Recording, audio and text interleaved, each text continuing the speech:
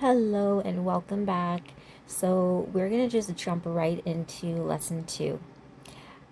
So just a quick recap. Lesson one, we went over letters that make their own sound, right? So D, da, um, S, sa, and so on. Now we're gonna move on to vowels.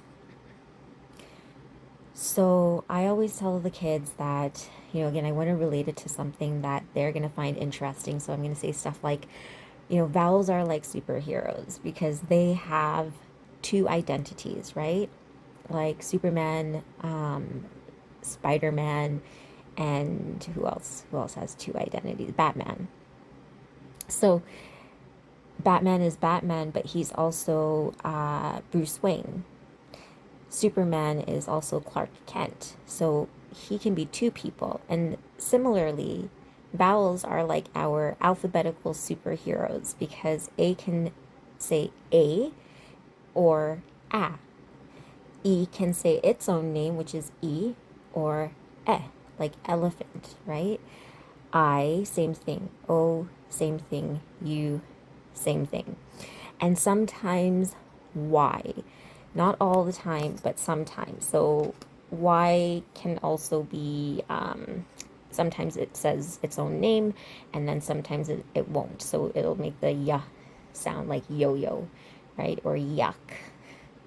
So you want to go through those concepts with your child and make sure that they understand that.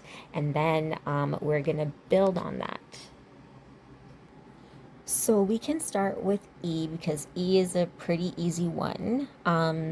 So basically, we see E a lot at the end of a word. And what I have found kids do is try to pronounce the E at the end of the word. So I just tell them, if you see an E at the end, it's silent. It doesn't make a sound.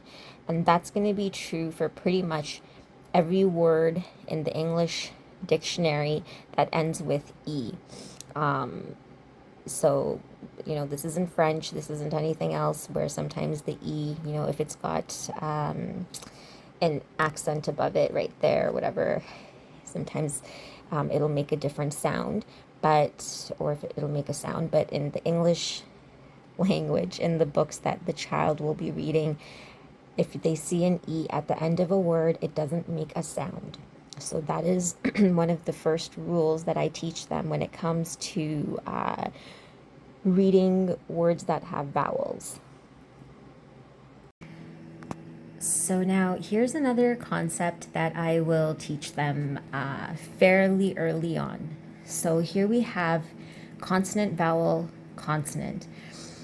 So what I'll say is, you know how A can say A or A. So if we have a word like this, it's pal, right?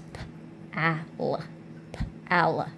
So earlier when we were going over consonants and we were saying pa and sa, when we're trying to blend, what you want to try to get the child to start doing is, instead of saying pa, ala, which which they still might be able to sound out, try to shorten the pa to p.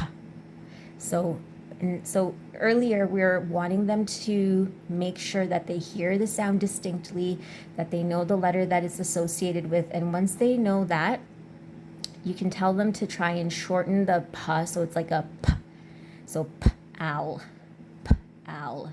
So here the A is what we're focusing on, and that's making the ah sound. However, when we do, I'm just gonna, now I've added the E, which is another vowel. So when they see a vowel, consonant, vowel, what can happen is that this letter, the vowel here, will say its own name sometimes.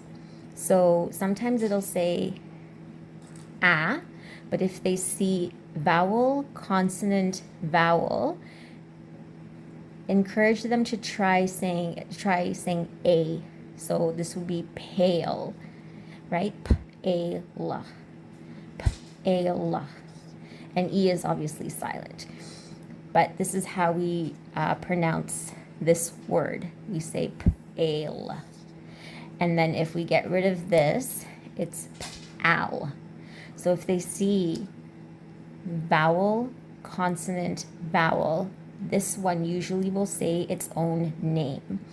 And again, this is rules that you are teaching them. So they're going to have to try different rules when they're reading, but what we're trying to do is make the process of reading as concrete as possible. So we're trying to take away that abstract aspect to reading and really give them some concrete rules to work with that they can then apply and have some more success when they're trying to sound out words.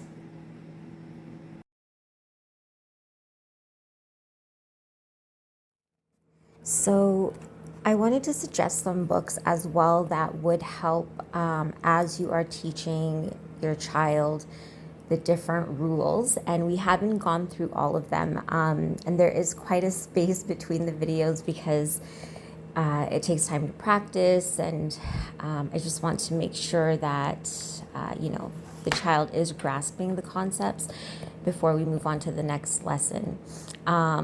I grew up reading this book, and it was honestly one of my favorite books growing up, and I love Robert Munsch. I find that his illustrations also help quite a bit when you're reading with your child. So sometimes if a child has difficulty, sounding out a word, I'll ask them to look at the picture and to give a guess and just, what do you think that word means? Or what do you think is happening in this picture? And they'll tell me what's happening in the picture, and then we go back to the text and we try it again, and we give them the rules.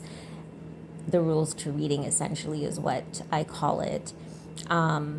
So if you can see some of the things that I had mentioned over here. So for example, let's go to the and. So it's a, like apple, because it's a vowel, but then there's no vowel here. So it's not vowel, consonant, vowel. So this is going to sound like a. And again, this isn't going to apply all the time, but we want to give them rules that work some of the time or most of the time, because that's what's going to give them the confidence to try to read. And that's what we want. We really want them to take chances and to build their confidence.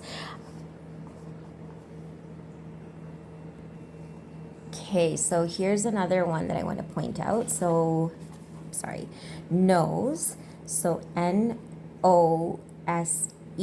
So that's vowel, consonant, vowel, and the O says its own name, right? Nose. And so that's good to point out to the child.